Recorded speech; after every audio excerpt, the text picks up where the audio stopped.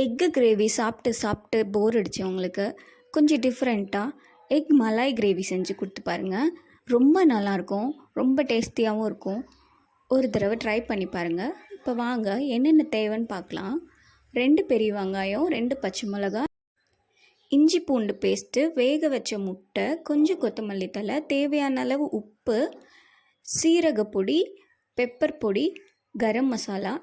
நம்ம முன்னாடி காமிச்ச அந்த 2 வெங்காயத்தையும் பச்சை மிளகாயும் நல்லா அரைச்சி பேஸ்ட் மாதிரி எடுத்து வச்சுக்கோங்க. இப்போ ஒரு கடாயில் எண்ணெய் ஊற்றிக்கோங்க. எண்ணெயில் நம்ம அரைச்சி வச்ச வெங்காயம் பச்சை மிளகாய் பேஸ்ட்டை அப்படியே போட்டு நல்லா வதக்கணுங்க. இது நல்லா வதங்கணுங்க, ஒரு 15 மினிட்ஸு.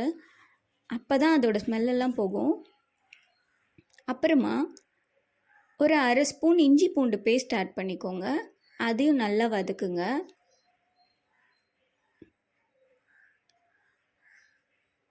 இது ரெண்டுமே நல்லா வதக்குன அப்புறமா ரெண்டுக்குமே நல்ல டைம் கொடுங்க. ஒரு 15 மினிட்ஸ். நம்ம கொஞ்சம் தண்ணியாக போடுவோம், அதெல்லாம் நல்லா வற்றி வரணுங்க. அந்த அளவுக்கு டைம் கொடுங்க. இப்போது நல்லா வதக்குன அப்புறமா இதை ஆஃப் பண்ணி வச்சுருங்க. கொஞ்சமாக சூடாறினதுக்கப்புறமா அது கூட ஒரு 1/4 லிட்டர் பால் எடுத்துக்கோங்க. நல்லா காய்ச்சி ஆற வச்ச பால் அது கூட ஆட் பண்ணி அதையும் நல்லா மிக்ஸ் பண்ணணும். அடுப்பை ஆஃப் பண்ணிவிட்டு நல்லா மிக்ஸ் பண்ணணும், இல்லைன்னா அது பால் திரிஞ்சு போயிடும். இப்போ நல்லா மிக்ஸ் பண்ணிக்கோங்க.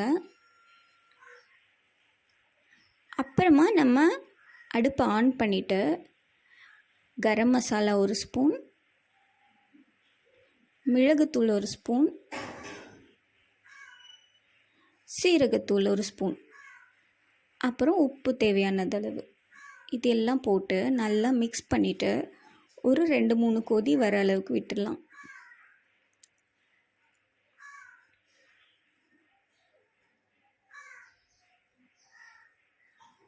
இந்த டைமில் நம்ம வேக வச்சுருக்க முட்டையை 2ஆக கட் பண்ணி அது கூட போட்டு ஒரு சைடு ஒரு 10 மினிட்ஸ் விட்டு அதுக்கு அடுத்த சைடு திருப்பி ஒரு 10 மினிட்ஸ் விட்டு நல்லா வேக வச்சு எடுக்கணுங்க.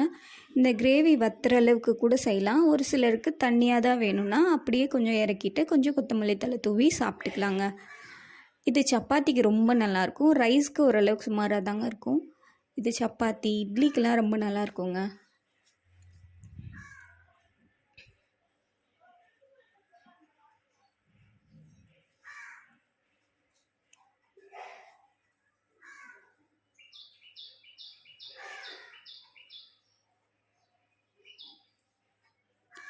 ஒரு டைம் ட்ரை பண்ணி பாருங்கள்.